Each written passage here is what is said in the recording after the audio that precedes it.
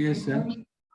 Automatic का use है कि उसका कुछ स्कोप एंड विजिबिलिटी जो है आपका वेरिएबल का वो सेट करता है ऑटोमेटिक स्टोरेज क्लास। जैसे किसी स्पेसिफिक प्रोग्राम के लिए यूज करते हैं, मतलब जैसे हम लोग पढ़े नहीं, क्वेश्चन था नहीं इसलिए। नहीं, स्पेसिफिक प्रोग्राम क्या है, सी में कोई भी आप जो भी स्टेटमेंट लिखते हैं, ठीक है ना, कोई भी वेरिएबल डिक्लेयर करते हैं, तो जैसे यहाँ पर हम लोग डिस्कस किए स्कोप और रूल,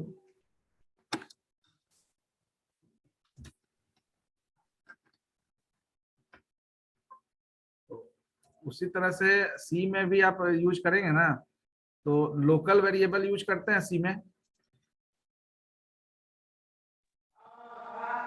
और सी में ग्लोबल वेरिएबल भी यूज करते हैं। तो हम बताए थे जब डिस्कस कर रहे थे स्कोप रूल्स, तो कि लोकल वेरिएबल सी में यूज करते हैं और ग्लोबल वेरिएबल यूज करते हैं। तो दोनों का स्कोप और लाइफ टाइम क्या है, लोकल वेरिएबल का जो है स्कोप है within the particular region where the variable is declared.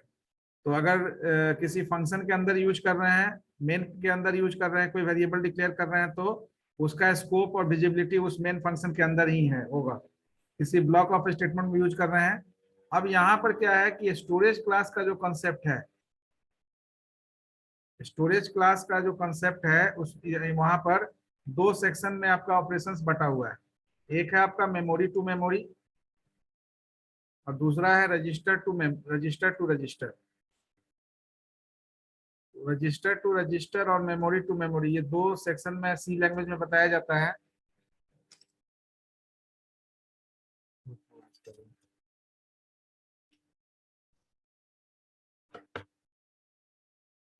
Memory to memory के लिए बेसिकली वहां पर हम लोग डिस्कस करते हैं ऑटो, ठीक है ना, स्टैटिक, और आपका एक है एक्सटर्न।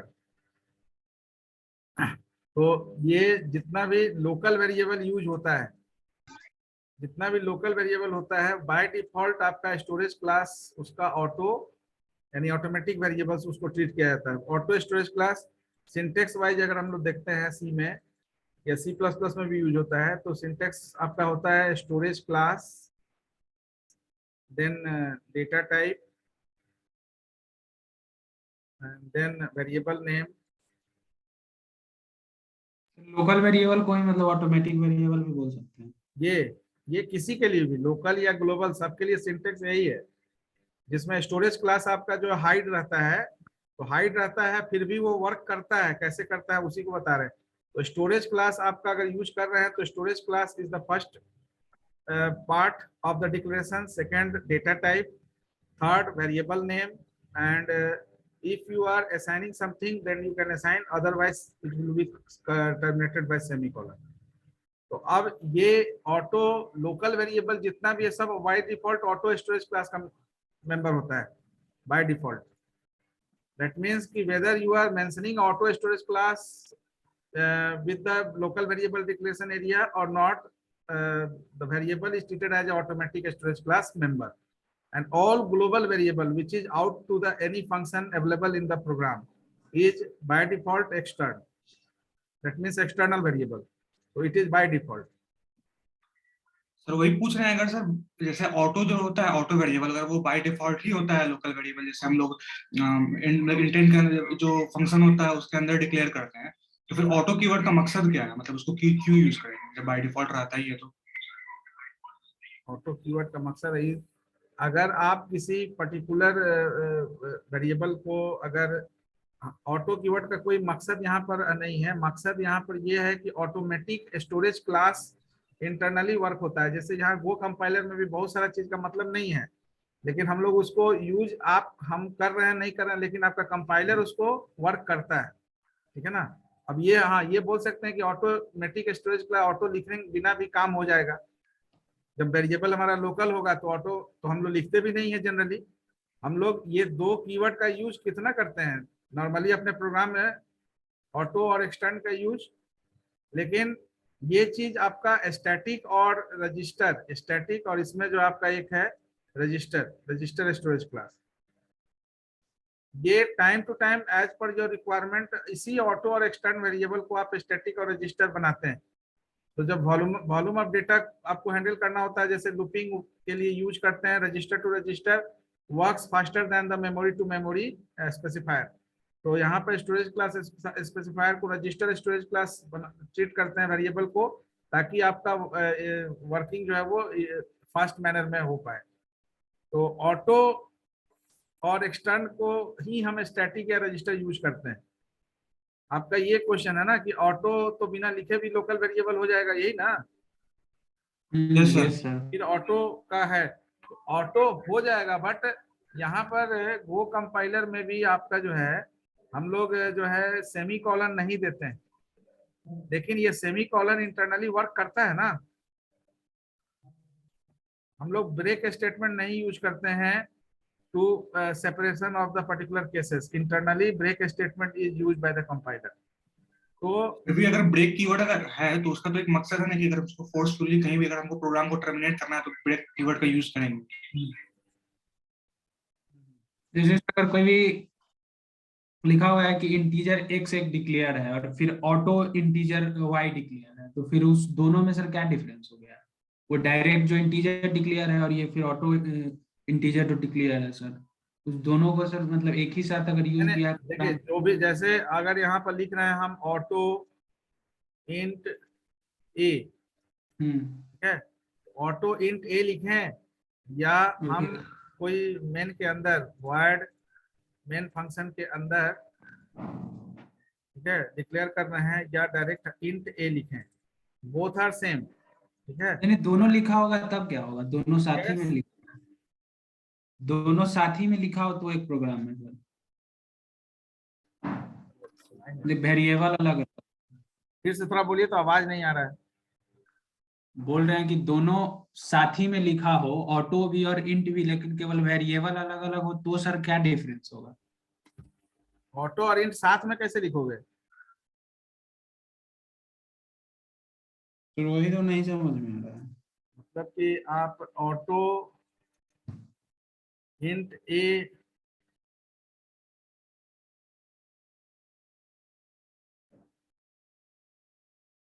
बोलिए।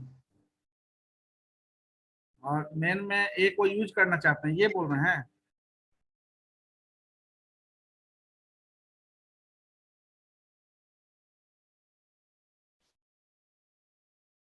क्वेश्चन नहीं समझ पा रहे क्या जी बोल रहे हो तुम लोग?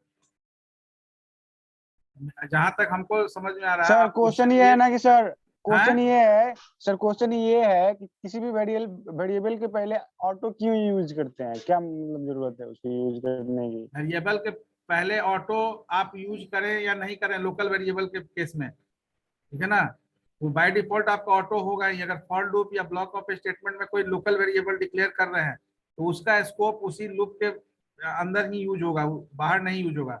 लेकिन ऑटो यूज करने से क्या हो रहा है कि this variable need to be proper initialization. once it is declared as a auto automatic storage class member, then variable a need to be proper initialization before utilization, sir है ना? Sir But auto का use whenever you और कहाँ want कहाँ to, होता है sir? हाँ बोलिए बोलिए। ऑटो का यूज और कहाँ कहाँ होता है सी में? जहां भी लोकल वेरिएबल यूज करोगे वहां ऑटो का यूज होगा। मैंने वेरिएबल को छोड़कर सर, हैं? वेरिएबल को छोड़ के, वेरिएबल को छोड़कर मतलब बिना वेरिएबल के ऑटो यूज करना हो, मतलब जैसे ऑटो फंक्शन नहीं बना सकते हैं, वैसे दूसरा कुछ नहीं बना सकते हैं ऑटोमेटिक। चलो वो क्वेश्चन नहीं है ऑटो सर, फंक्शन समझ गए सर समझ गए हम। तो वही पूछना था कि जैसे अगर मतलब सर आपके कहने का यही मतलब है ना कि इंटीजर के साथ डायरेक्ट वेरिएबल लिखे तो भी वो ऑटोमेटिक ही होगा, लेकिन अगर ऑटो लगा दे तो वो तब भी वो ऑटोमेटिक ही वेरिएबल होगा, यही कह रहे हैं? अब आप आर्किटेक्चर पॉइंट ऑफ व्यू से देखिएगा तो फिर हम उसको बताएंगे सेगमेंट के थ्रू, ठीक है ना, स्टैक के थ्रू बताएंगे कहाँ यूज होता है, कैसे यूज होता है। सर बहुत बड़ा एक सवाल है सर कि ऑटो का यूज करके और क्या क्या चीज को ऑटोमेटिक बना सकते हैं सी में?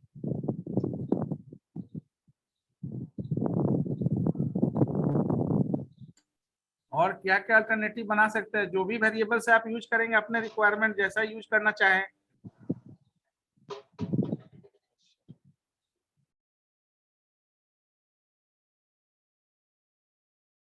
ऑटो फंक्शन, आप कोई फंक्शन बनाना चाह रहे हैं क्या? तो फंक्शन का भी आपका जो यस है सर। स्टोरेज क्लास ऑटो हो सकता है। फंक्शन भी तो आपका आइडेंटिफायर ही है ना। Yes sir. जैसे लोकल वेरिएबल की बात कर रहे हैं, तो वेरिएबल क्या है? Variable is identifier. तो whenever you are using any particular, अगर फंक्शन यूज करना चाहते हैं एज आइडेंटिफायर, तो you can also use auto storage class for that function also. तो फंक्शन को भी आप ऑटोमेटिक स्टोरेज क्लास का मेंबर बना सकते हैं। ठीक है, तो जो यहाँ सिंटेक्स लिखा गया है वेरिएबल के लिए, you can use that syntax for function also, that in that particular section function is treated as an identifier. Function आपका आइडेंटिफायर के रूप में यूज होगा।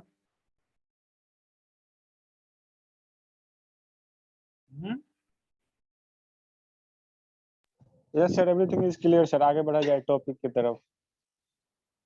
तो आगे बढ़ने के तो वही है कि जो वर्क दिए थे वो कौन किए हैं और कौन दिखाएंगे अभी। ठीक है, आप डाइवर्ट करने की कोशिश कर रहे थे इस क्वेश्चन को देख के। तो क्वेश्चन तो ठीक है, अच्छा बात है। Local variable, global variable, auto, extern, storage class, memory memory एक बार रिकैप हो गया। और यू ऑलरेडी हैव कंसर्न कि इसका यूज कहाँ करते हैं। जैसे आप वेरिएबल के लिए यूज करेंगे, वैसे ही आप आइडेंटिफायर कोई भी यूज कर रहे हैं वहाँ पर यूज कर सकते हैं। तो and as per your requirement आप रजिस्टर और स्टैटिक यूज करेंगे। स्टैटिक आपको ये भी पता है, आगे भी हम लोग रिकर्सिव फंक्शन फिर से रिकॉल करेंगे एक बार। वो प्रोग्रामिंग लैंग्वेज में रिकर्सन कैसे यूज करते हैं। तो एट दैट मोमेंट आप रिकर्सिव प्रोग्राम लिखते हैं, सी में और सी प्लस में लिखते हैं, तो you just use the static in place of auto storage class member. At that moment you have to mention static storage class. Static वहाँ मेंशन करना पड़ता है, but it is not in case of auto and extern. अगर variable आपका local variable है तो auto लिखने का जरूरत नहीं है, by default it is treated as an automatic storage class member. And अगर वेरिएबल आपका ग्लोबल है तो by default it is treated as a external storage class member. But time to time, whenever you have to handle a recursive program, then you need a static storage class to accumulate the particular data, whatever data uh, calculated during multiple function call. क्योंकि आपका recursive जो programme लिखते हैं, recursion जो लिखते हैं, वहां पर multiple times you are calling the same structure, same block of statement multiple time on the basis of conditions, because no loop construct is used in case of recursion. तो वहां पे यूज करते हैं, तो you need to accumulate or use your variable in an static manner, ताकि आपका जो data है वो लॉस्ट नहीं हो। ऑटोमेटिक स्टोरेज क्लास क्या करेगा, उसको बार बार डेटा को रीइनिशियलाइज कर देगा। जब भी आपका कर्सर जो है out of conditions block of statement जाएगा with the new set of value to cross check up और verify, तो हर बार आपका ऑटो स्टोरेज क्लास मेंबर जो है वो वेरिएबल को ऑटोमेटिकली इनिशियलाइज कर देगा जो वैल्यूज आप इनिशियलाइज किए होंगे। और स्टैटिक में ये प्रोविजन होगा कि वो अगर आप प्रॉपर इनिशियलाइज नहीं करते हैं तो इनिशियलाइज बाय 0 होगा आपका वेरिएबल, और जब आपका number of time multiple call होगा तो वो एक्यूमुलेट करता जाएगा प्रीवियस रिजल्ट को, आगे की तरफ बढ़ाते जाएगा, जो ऑटोमेटिक स्टोरेज क्लास नहीं कर सकता है। तो दैट्स वाई, क्योंकि यहाँ लूप कंस्ट्रक्ट यूज नहीं करते हैं, रिकर्सिव प्रोग्राम में हम डिसीजन कंट्रोल स्ट्रक्चर यूज करते हैं, तो मल्टीपल कॉल को में डेटा को होल्ड करने के लिए we need a specific type of storage class in the form of static. Now come to the questions, जो क्वेश्चन हम लोग दिए थे, करना था आपको, तो आई थिंक दैट कि आप कंप्लीट कर लिए होंगे। You have to prepare one program in which through function we create the list, and after creation of the list we just check out how many zero and non-zero element is there, and by traverse function we visit each and every element and display the same. There is a validation function through which we can validate whether there is a need of a sparse arrangement of the particular matrix, because हम लोग discuss किए थे कि sparse arrangement आपका जरूरत पड़ेगा कब, जब जीरो का रेशियो नॉन जीरो से ज्यादा होगा। That means if the array contains more number of zero element compare to the non zero element, then there is a need of a specific types of arrangement that is known as a sparse arrangement of the particular array or matrix, and on the basis of that we can allocate in that representation only, or we consider only the non-zero element in place of zero element. So only non-zero element is considered in that particular representation, and the same will be displayed.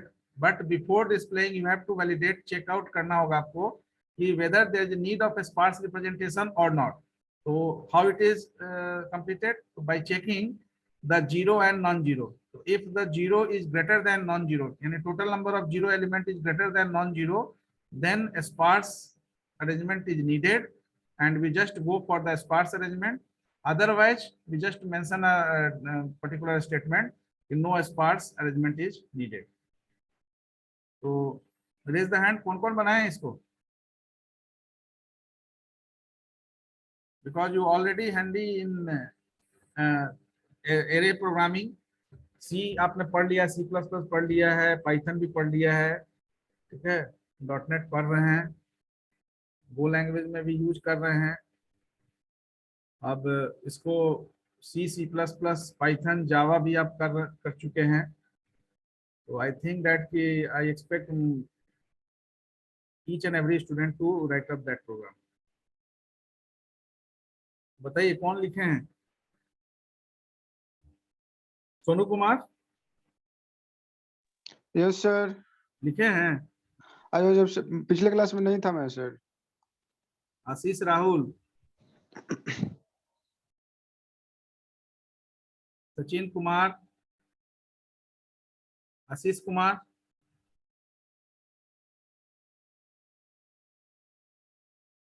बताइए कौन कौन बताएंगे?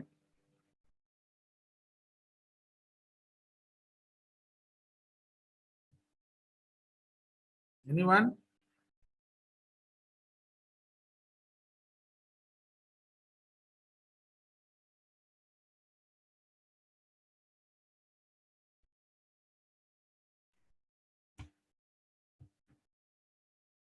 तो बताएंगे?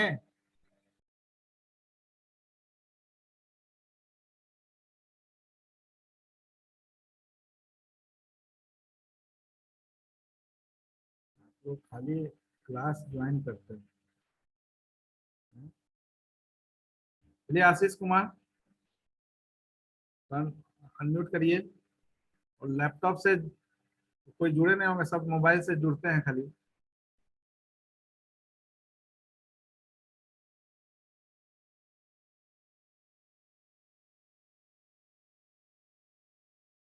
इसको करके आने के लिए बोले थे. Yes, roll number 12 batch 2, roll number 50 batch 2, roll number 10 batch 1. Respond नहीं करिएगा तो अभी मीटिंग से बाहर करेंगे आप कुछ लोग को. इतना लोग जो है ये वीडियो से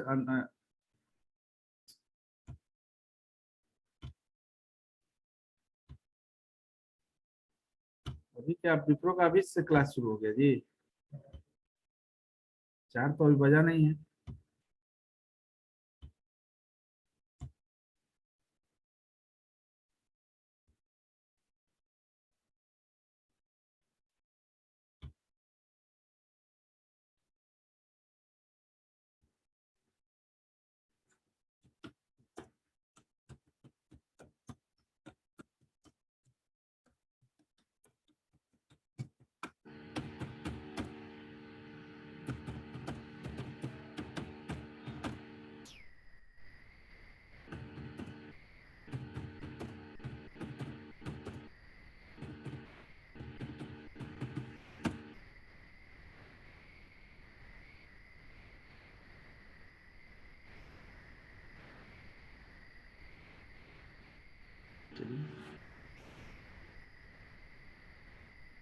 मतलब कि ये चीज आपसे नहीं हो पा रहा है ना, किसी से नहीं हो पा रहा है, यही जूम किया जाएगा.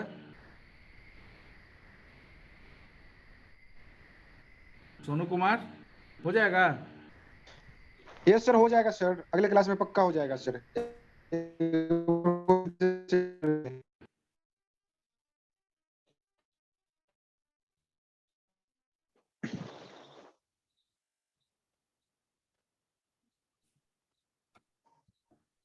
सर क्या बनाना है? तुमको पता ही नहीं है जी, पहले ही बोलता है कि हो जाएगा। है सर क्वेश्चन इसलिए वो समझा सर नहीं क्वेश्चन तो है। बताइए सर, हो हैं? जाएगा सर। क्वेश्चन बताइए सर, हो जाएगा सर, पिछले क्लास में पता नहीं था क्या क्या बनाना है। चलिए क्वेश्चन बताइए तो, ये बताएंगे। शुभम, रोल नंबर 4 बैच 1, क्या क्वेश्चन था?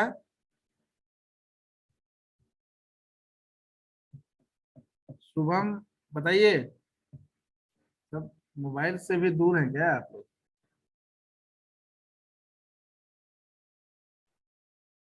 से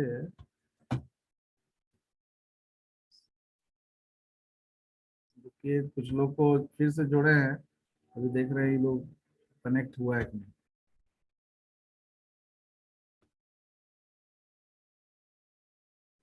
लक्ष्मी कुमारी, राधा, ये सब, आशीष कुमार रोल नंबर 35, ये आप लोग का ऑडियो काम नहीं कर रहा है क्या? वीडियो के लिए मान लेते हैं कि वीडियो नहीं काम, पावर डेटा ज्यादा यूज हो रहा है आपका।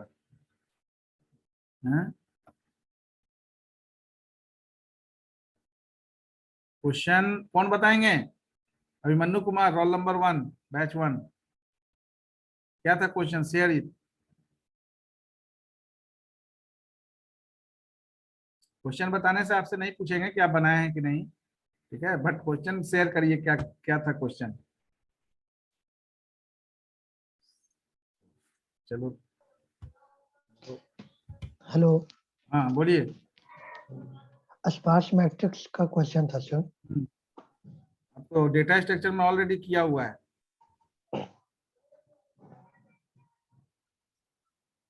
हाँ तो वो बता दीजिए उसमें करना क्या क्या था, क्या क्या करना था उसमें, बताओ। ठीक बताए हो, स्पार्स मैट्रिक्स से ही रिलेटेड क्वेश्चन था, लेकिन उसमें कुछ इम्प्लीमेंट हम लोग को करना था। तो आप लिख दीजिए।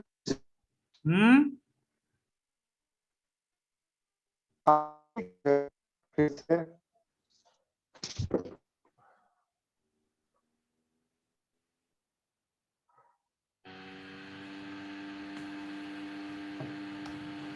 चलिए ठीक है, क्वेश्चन यही था, जो नहीं थे क्लास में उनको बता देते हैं एक बार। क्वेश्चन यही था कि एक आपको जो है मैट्रिक्स क्रिएट करना था, ठीक है, और मैट्रिक्स का क्रिएशन आपका फंक्शन के थ्रू होना था। यस सर, 2 डायमेंशनल मैट्रिक्स आपको क्रिएट करना था। Yes sir. हाँ बता रहे हैं। फंक्शन 2 डायमेंशनल आपको जो है एरे का यूज करते हुए सबसे पहला चीज कि एक मैट्रिक्स क्रिएट करना था, creation of matrix, creation of matrix. Second, ये जो क्रिएशन ऑफ मैट्रिक्स जो होगा, या जो भी traversal of matrix,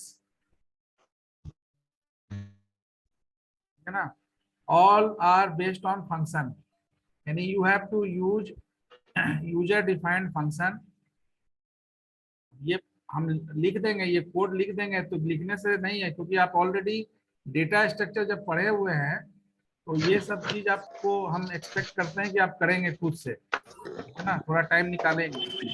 yes sir, yes sir. तो क्रिएशन ऑफ मैट्रिक्स में आपको पता है कि रो और कॉलम बेस आपको लूप चलाना होता है, तो ये क्रिएशन ऑफ मैट्रिक्स इसलिए ले रहे हैं कि लेटर ऑन जब आप उसको इनहांस करेंगे प्रोग्राम को, तो that will work for more than one matrix also, तो you can Yes, sir. Use the same function to traverse करने के लिए भी यूज कर सकते हैं matrix same also. Sir. But right now आपको केवल सिंगल मैट्रिक्स क्रिएट करना है, तो मैट्रिक्स क्रिएशन यूजिंग फंक्शन। तो you already have a syntax कि फंक्शन, कोई भी यूजर डिफाइंड फंक्शन बनाते हैं तो अगर कोई पैरामीटर है तो parameter is separated by comma, and then after we place the data type, and if the return type of the function you have, then just place the return type after closing the parenthesis. If you have to return more than one type through your function, then enclosed all the return type of your function within parenthesis and separate it with comma, and then you write the body of the particular function. So use this syntax, and UDF 1 2 जो भी आपका है उसका नाम creation है तो create, traverse, traverse, उसके basis पर। और फंक्शन मेन आपका जो है एज इट इज रहेगा। मेन में you just use that function और call that function as it is. तो जो भी यूजर डिफाइंड फंक्शन होगा उसके थ्रू क्रिएशन, ट्रैवर्सल, यानी कि whenever you want to display the matrix you just call the traversal of matrix. Then validation. Now यहाँ पर एक वैलिडेशन ऑफ मैट्रिक्स हम लोग यहाँ पर ले रहे हैं। इस वैलिडेशन ऑफ मैट्रिक्स में we will check about zero and non zero element, ठीक है ना। तो जीरो और नॉन जीरो एलिमेंट हम लोग चेक करेंगे।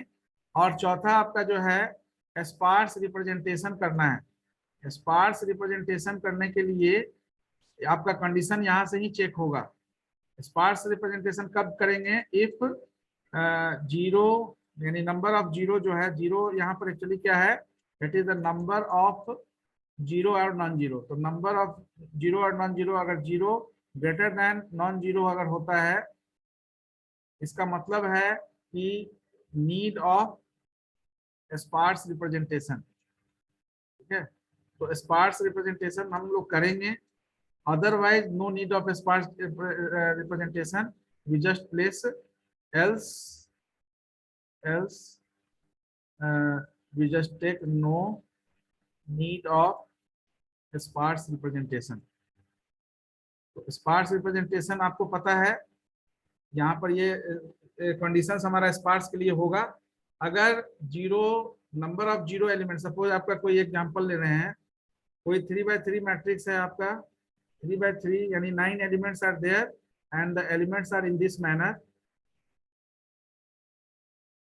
So just see here total number of non-zero element is, non-zero element आपका इसमें है 1 2 3 4, नॉन जीरो 4 है और जीरो एलिमेंट कितना है? 0 1 2 3 4 5। तो here 0 is greater than non-zero। So this is the particular condition where the sparse contains more number of zero element compared to the non-zero element.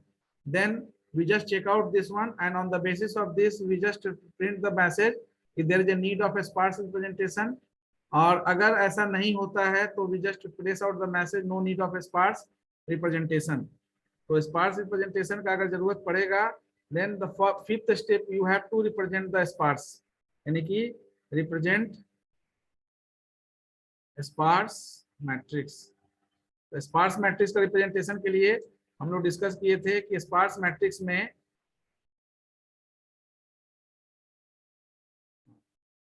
Sparse matrix में आपका जो है ये जो नंबर ऑफ कॉलम फिक्स होता है 3 और रो जो है वो नॉन जीरो से एक ज्यादा होता है। नॉन जीरो से एक ज्यादा का मतलब कि जो total number of non zero element होगा उससे एक ज्यादा आपका जो है रो का वैल्यू होगा। और एक ज्यादा इसलिए है क्योंकि आपका जो फर्स्ट रो होता है स्पार्स अरेंजमेंट का, उसमें फर्स्ट रो में आपका जो है वो पहला column number of row total कितना है, दूसरा column number of column total कितना है और टोटल नॉन जीरो एलिमेंट कितना है उसको रिप्रेजेंट करते हैं। तो ये स्टैटिकली आपका प्रिंट हो जाएगा one time and then after the rest of the row will be printed on the basis of the availability of the non zero element in the matrix. तो मैट्रिक्स के अंदर जो आपका अवेलेबिलिटी होगा non zero element का उसके accordingly condition check होगा। जैसे फर्स्ट रो के सेकंड कॉलम में, फर्स्ट रो के सेकंड कॉलम में नॉन जीरो एलिमेंट 1 है यहाँ पर, तो इस 1 को यहाँ पर रिप्रेजेंट कर दिए। उसके बाद आपका non zero element second row के थर्ड कॉलम में, तो सेकंड रो के थर्ड कॉलम में नॉन जीरो एलिमेंट 2 है तो उसको रिप्रेजेंट कर दिया। फिर उसी तरह से थर्ड रो के फर्स्ट कॉलम में 1 है, थर्ड रो के सेकंड कॉलम में 3 है। अब यहाँ पर आप जब इसको प्रिंट कराएंगे तो वहाँ ध्यान रखिएगा कि इंडेक्स जो आपका है उसमें एक ऐड कर दीजिएगा, क्योंकि यूजर पॉइंट ऑफ व्यू से यूजर को आपका एरे 0 से स्टार्ट हो रहा है या 1 से स्टार्ट हो रहा है, user have no need of that information. तो user just think that your array, यानी कि एरे का ये फर्स्ट रो में क्या है, सेकंड रो में क्या है, तो यूजर पॉइंट ऑफ व्यू से रो और कॉलम में एक एक आप ऐड कर दीजिएगा। तो इसलिए 0th रो के लिए यहाँ पर 1 लिखा गया है, 1 के लिए 2 लिखा गया है और 2 के लिए 3 लिखा गया है। तो ये आपका एक्चुअली आप जब एरे इंडेक्सिंग यूज करते हैं तो ये 0 1 2 को रिप्रेजेंट करता है रो और ये 0 1 2 कॉलम को रिप्रेजेंट करता है। बट जो ये रिप्रेजेंटेशन आप करिएगा, now this particular representation contains no zero element. तो further you also have to check out the actual array. तो इससे एक्चुअल एरे तक भी आप पहुंच सकते हैं। तो अभी तो आपको इतना ही काम दिए थे कि आप इसका ये चीज जितना 5 काम करना है आपको, ये 5 काम में आपको जो है फंक्शन यूज करना है, लूप यूज करना है, ठीक है ना। At the same time you have to use switch statement also, ठीक है ना। हमने बताया था कि इसमें स्विच स्टेटमेंट यूज करना है और स्विच के थ्रू ये सारे काम को करना है।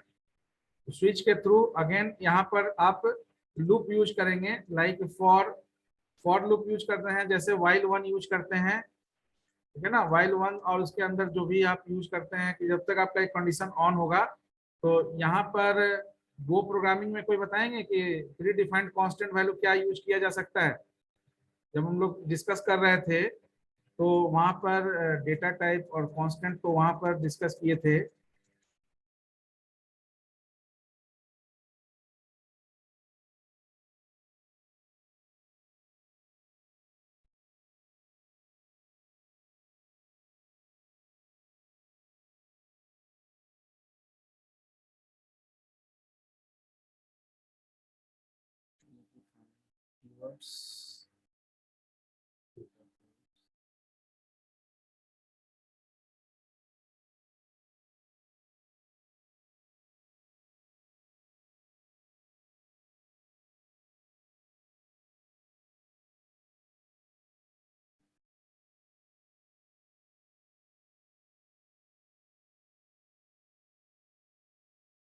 यहाँ पर डिस्कस किए थे कि कुछ प्री डिफाइंड कांस्टेंट यूज होता है आपका। तो बताएंगे प्री डिफाइंड कांस्टेंट क्या क्या यूज होता है जिसको यहाँ यूज किया जा सकता है।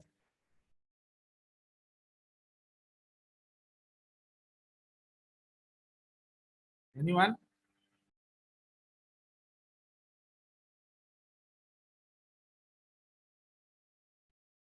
अभिमन्यु कुमार बताइए।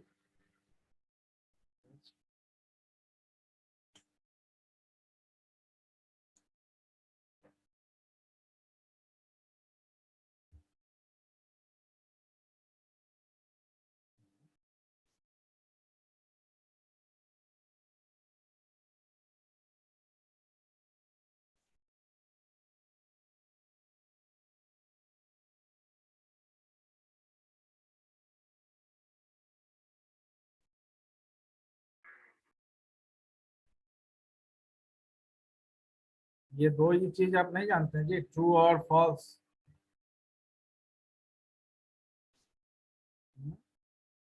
तो ये ट्रू और फॉल्स को यूज कर सकते हैं फॉर लूप के साथ, ठीक है ना। तो ट्रू को ही यूज करेंगे। ट्रू का मतलब 1 से है और फॉल्स का मतलब 0 से है। यानी जब तक कि आपका कोई एक कंडीशन, जब तक आपका ट्रू होगा, यानी कोई एक कंडीशन आप केस सेलेक्ट करेंगे तब तक आपका ये काम करेगा। तो इतना चीज आपके प्रोग्राम में था, आपको समय दिया था अच्छा खासा, इसको आप करते। और I just want to see the particular problem, whatever problem solve by you. Next class में होगा ना सोनू कुमार, इतना चीज हो जाएगा।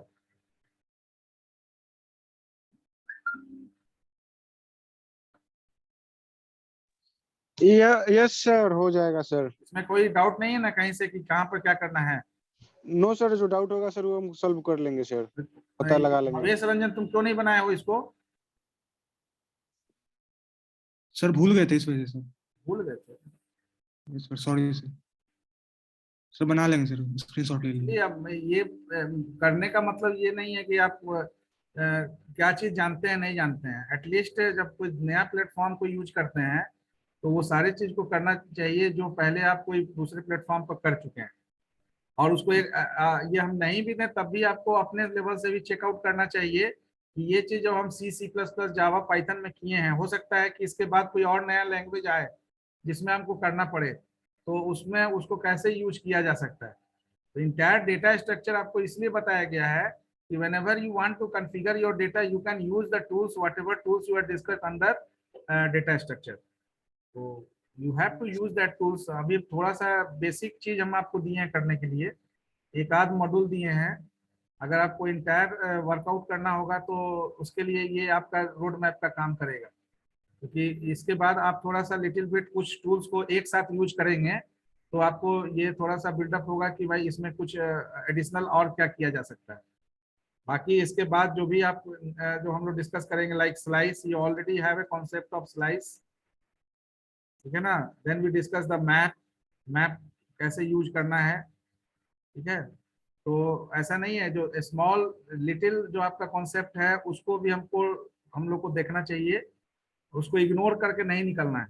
यानी कि इफ यू फील दैट कि there is no need to write this types of program, it is little bit easy, तो don't take it anything in easy manner, everything contains certain concept. हो सकता है कि इसको करने में आपको बहुत सारा जो कंसेप्चुअल या बहुत सारा जो है डाउट है वो क्लियर हो जाए। जहां जहां आपका प्रॉब्लम आएगा उसको रेज करिएगा, उस प्रॉब्लम को का सोल्यूशन निकालने में बहुत सारा चीज आप जो है, जो कॉमन टू डिस्कशन नहीं होता है टॉपिक में, वो भी आपका क्लियर आउट हो जाएगा, ठीक है। तो जब कोई चीज दिया जाए तो करना है, ठीक है। तो आई थिंक दैट कि अब एरे से रिलेटेड किसी को कोई डाउट नहीं होगा। एरे में 1 डायमेंशनल 2 डायमेंशनल एरे से रिलेटेड कोई डाउट, एनीवन? नहीं,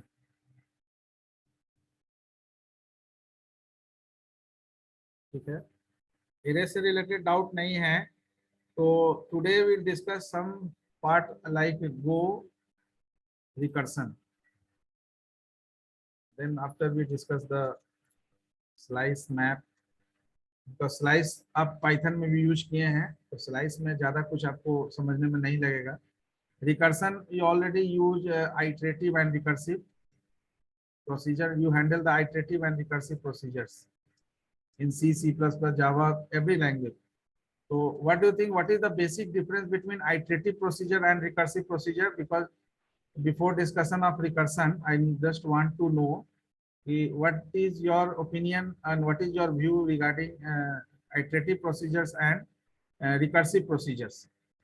Because number of times you use and utilize these two types of procedures in your program as per your requirement. Sir recursion memory ज्यादा लेता है, Anyone? iterative memory- sir recursion memory ज्यादा लेता है और iterative sir memory कम लेता है। Recursion memory ज्यादा रिकर्सन सर लेता है, लूप से iterative होता है memory और कम लेता है। रिकर्सन फंक्शन कॉल से होता है। Yes sir. हाँ, और आइटरेटिव और रिकर्सिव में एक हो गया आपका मेमोरी से related, memory management. Memory management जो है अफेक्टेड होता है इससे, दोनों प्रोसीजर से। दूसरा सर दोनों फंक्शन है, एक है कि सिंपल फंक्शन है, दूसरा है कि खुद को बार बार कॉल करता है। हाँ, दैट मीन्स कि फंक्शन कॉलिंग के बेसिस पर आप बता रहे हैं, फंक्शन कॉलिंग यस सर। के बेसिस पर एक फिक्स्ड कॉल होगा, एक वेरिएबल कॉलिंग होगा, ये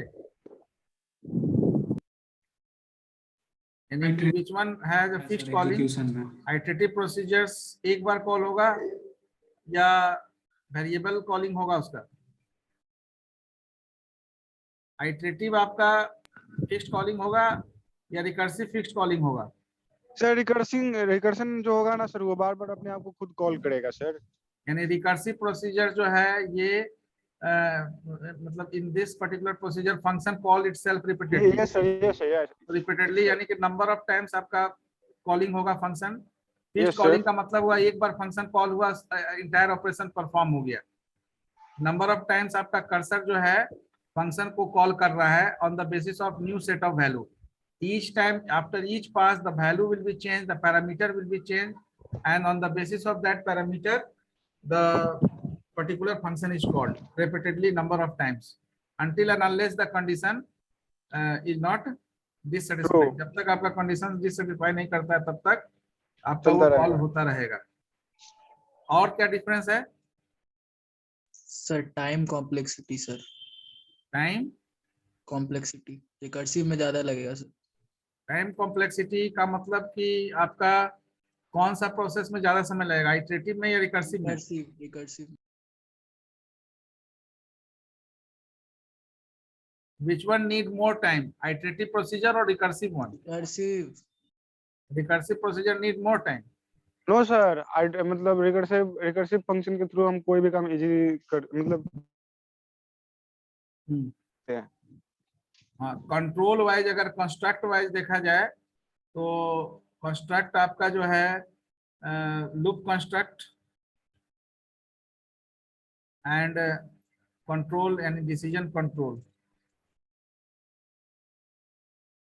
construct. So iterative procedure need a loop construct because there is a fixed, there is a finiteness of the job. The job finiteness is there. तो एक certain time interval, एक certain value तक आपका जो है loop use कर सकते हैं. But in recursive procedure there is no any certainty.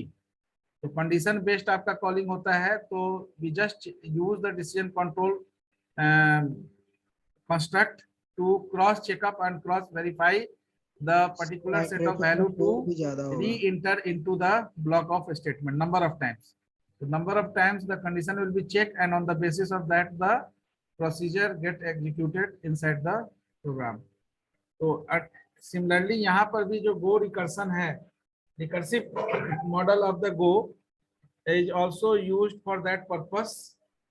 So here also you need to call up your function in a repetitive manner. Number of times आपको function को call करना होगा, ठीक है ना? तो how you can define it? It is the process in which same set of instruction is repeatedly executed on the basis of specific conditions. तो specific condition के basis पर same set of instruction number of times आपका execute होगा. Same जो concept आपका other programming language में वही यहाँ पर भी यूज होगा. नाउ यहाँ पर क्या है कि रिकर्सिव फंक्शन में same name function call itself repeatedly. तो you whenever you are doing the recursive program, whenever you are writing the recursive program, then the same set of function is called on the basis of different set of value you are giving to the particular function. तो इसके लिए बहुत सारा programme आप लिखे हैं पहले से, like factorial, sum of the digit, reverse of the digit, ठीक है. And in data structure you are writing program for traversal algorithm, ठीक है. Traversal algorithm is easily handle, that means traversal of tree. तो traversal of tree के लिए आपने लिखा होगा प्रोग्राम ट्री ट्रैवर्सल एल्गोरिथम के लिए, because in order, pre order और पोस्ट ऑर्डर, ठीक है ना. ये इन ऑर्डर, प्री ऑर्डर और पोस्ट ऑर्डर ट्रैवर्सल के लिए जो प्रोग्राम है वो ज्यादातर हमको लगता है कि आप रिकर्सिव एल्गोरिथम यूज किए थे या आइटरेटिव. क्या sir? In order, pre order traversal algorithm पढ़े हो ना, tree traversal algorithm. Yes sir. Tree traversal algorithm as well as graph traversal algorithm. Sir तो उसमें हम लोग ज्यादा मतलब लूप का कंसेप्ट यूज किए थे सर.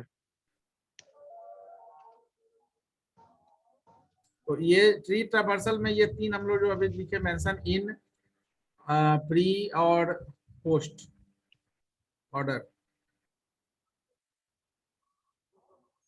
तो आई थिंक दैट कि you just write the program for tree traversal algorithm using recursive one, because whenever you are writing a iterative one it is little bit complex, ठीक है ना. iterative procedure is little bit complex compared to the recursive one. तो tree traversal algorithm का programme या graph traversal का programme आपने लिखा होगा by using recursive procedures. recursive ही नहीं लिखे होंगे सर. प्रोग्राम लिखे ही नहीं थे उसका सर, ट्री ट्रैवर्सल का.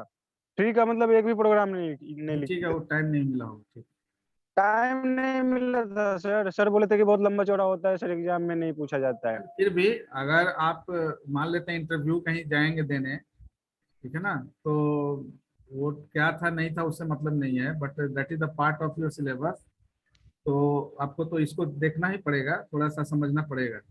तो अगर ट्री ट्रैवर्सल एल्गोरिथम लिखेंगे, क्योंकि रिकर्सन और आइटरेशन रिकर्सन और आइटरेशन केवल इस प्रोग्रामिंग नहीं, किसी भी प्रोग्रामिंग लैंग्वेज में in interview the question is asked. अब जिनका विप्रो में हो गया है चाहे कहीं पे भी हो गया है, ठीक है, तो ऐसा नहीं है कि आगे फर्दर फिर उनको फिर जॉब के लिए इंटरव्यू नहीं देना है। तो basic concepts retain always whenever you face a new interview, so that basic concept give you assistance to crack that interview। तो ट्री ट्रावर्सल के लिए इन order, pre order, post order इसलिए रिकर्सिव बता रहे हैं। रिकर्सिव एटलीस्ट आप programme नहीं लिखे होंगे लेकिन फंक्शन तो लिखे होंगे ना इसका। You don't use the program but ये फंक्शन लिखे होंगे ना, आपको ये कॉन्सेप्ट तो होगा कि on the basis of node like LVR, VLR and LRV, where the particular node V represent or set the order of traversal। So whenever V is placed, V is the node value, root node, so V represent the root, L represent the left subtree and R represent the right subtree। तो root node जो है अगर वो left और right के बीच में होगा तो it is the representation for in. If it is before the left right subtree, then it is the representation for pre-order traversal, and whenever it is placed after left and right subtree, it is the representation for post-order traversal। So this is the order in which the particular tree traversal algorithm work। Now, whenever you are doing the writing the particular traversal algorithm, then आप mainly क्या करते हैं, you just write the 3 steps, and that 3 steps is the base of recursive code। तो 3 steps क्या होगा, LVR के case में आप लिखते होंगे ट्रैवर्स, ये तो आप किए होंगे जरूर, ट्रैवर्स लेफ्ट सब ट्री, क्योंकि जब ये रिकर्सन कहीं पूछा जाएगा तो वहां पर ग्राफ ट्रैवर्सल या ट्री ट्रैवर्सल जरूर पूछा जाता है। Traverse left sub tree in order, we just place in order। now the statement written in this manner, that is the recursive one। यानी इन ऑर्डर में आपको तब तक जाना है जब तक कि इन ऑर्डर इज देयर, यानी कि ट्रैवर्स लेफ्ट सब ट्री तब तक आप मूव करते हैं। जैसे कोई एक ट्री है A B C, ये आपका बाइनरी ट्री है, it is not a BST tree, इसलिए यहाँ पर आप कैरेक्टर को चेक नहीं करिएगा, जस्ट ठीक है ना। तो this is the binary tree, तो बाइनरी ट्री है। तो अब यहाँ LVR का मतलब है कि अगर रिकर्सिव लिख रहे हैं तो traverse left sub tree in order, तो लेफ्ट सब ट्री आपका जब तक लेफ्ट सब ट्री मिलेगा तब तक यहाँ जाकर तब जाके स्टॉप होगा C के पास। उसके बाद there is what, there is a process root. तो first of all process root, ठीक है ना, और प्रोसेस रूट सपोज अब रूट का अगर V से represent root V, and then further R क्या है, again traverse right subtree in order, and same statement we are using for pre and post order also, only the in order will be replaced by pre order and the placement of the sequence will be changed here। यानी कि process root V is placed as a first line, and then the traverse left subtree and then traverse right subtree in pre-order। तो pre-order कहने का मतलब कि whatever pre-order function you are writing, that function call itself repeatedly। For whenever you writing this types of statement, that means automatically आपका जो function है वो recursive call कर रहा है। यानी in order को function को तब तक call करेगा जब तक कि left तक movement होगा, यानी कि left में आपका node available होगा, और once it is completed then after the root node is process root का मतलब कि उसको डिस्प्ले कराना। तो स्ट्रक्चर भी आप उसी तरह से लेते हैं, नोड का स्ट्रक्चर लेते हैं। तो नोड में क्या लेते हैं, नोड का आपका लेफ्ट होता है, राइट होता है, और नोड का वैल्यू होता है। तो उसी नोड के बेसिस पर आप स्ट्रक्चर को यूज भी करते हैं ट्रैवर्सिंग के लिए। अब ये जो 3 लाइन लिखा गया है ये इन ऑर्डर के लिए, यही चीज को आप जो है 1, अगर इसको 1, 2 और 3 नंबर से मेंशन कर दें तो आपके लिए प्री ऑर्डर का क्या हो जाएगा सीक्वेंस, प्री ऑर्डर के लिए सीक्वेंस हो जाएगा आपका 2 देन 1 3, और 1 और 3 में आपका हो जाएगा इन प्री ऑर्डर। तो ये इसलिए आपका आसान है। 2 आपका प्रोसेस रूट जैसे था वैसे ही हुआ। 1 में आप जो लिखे हुए हैं traverse right sub tree in order, in left sub tree in order, वो हो जाएगा इन प्री ऑर्डर। और 3 में जो right sub tree in order लिखे है वो ट्रैवर्स राइट सब ट्री तो होगा, इन प्री ऑर्डर हो जाएगा। और same thing when you think about the particular post order, then sequence will be change here. Process post order में आपका जो है ये 1 और 3 पहले आएगा और तीसरा स्टेटमेंट आपका 2 होगा। यानी प्रोसेस रूट को प्रोसेस आपको लास्ट में करना है और यहाँ पर चेंज क्या हो जाएगा, इन पोस्ट ऑर्डर। अब ये इन पोस्ट ऑर्डर जो हम लोग मेंशन करते हैं ये basically represent the recursive one, क्योंकि ये रिकर्सिवली कॉल करेगा आपको, आपका फंक्शन जो है वो रिकर्सिवली कॉल करेगा। तो इसके लिए बेसिकली हम लोग क्या करते हैं, सिंपल जो है एक ही स्टेटमेंट अगर आप लिखते हैं, इफ, ठीक है, इफ आपका वहां कंडीशन चेक करते हैं tree not equal to null, tree structure है, ये कंडीशंस आप लेते हैं।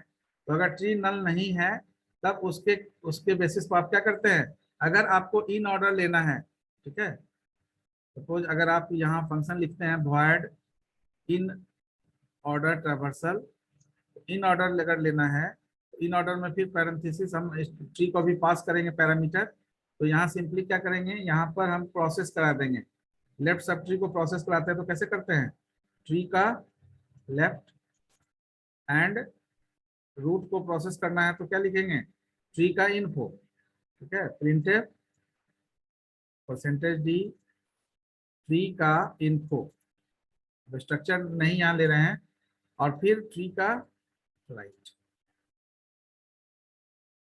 ठीक है ना। यहाँ पर पैरामीटर भी लेंगे, पैरामीटर क्या होगा आपका, ट्री एक पैरामीटर होगा जिसमें आपका जो है जब तक कि आपका एग्जिस्टेंस होगा वैल्यू, ये प्रोसेस रूट आपका ट्री का इन्फो आपका रूट को वैल्यू को प्रिंट करेगा और ट्री लेफ्ट आपका जो है लेफ्ट रोटेट करेगा। अब ये जो स्टेटमेंट लिखा हुआ है ये फंक्शन तो आप किए होंगे, यही एल्गोरिथम आपका जो है ट्रैवर्सल एल्गोरिथम है। अब इसके बेसिस पर आप क्या करेंगे, ट्री जो आपका है, ट्री आपका ग्लोबली डिक्लेयर्ड है, तो ये ट्री जो कंसेप्ट आप ले रहे हैं यहाँ पर ट्री का लेफ्ट और राइट, इसी 3 लाइन के सीक्वेंस को आपको अलग अलग ढंग से यूज करना है। तो ये रिकर्सिव जो है वो आइटरेटिव से थोड़ा सा आसान है। आइटरेटिव में आपको टोटल स्ट्रेंथ और साइज चेकआउट करना होगा, पूरे लिस्ट का, ट्री का पूरा स्ट्रेंथ आपको चेकआउट करना पड़ेगा। यहाँ पर हम लोग ऑटोमेटिकली इसको चेकआउट कर सकते हैं। तो you just go through that recursive programme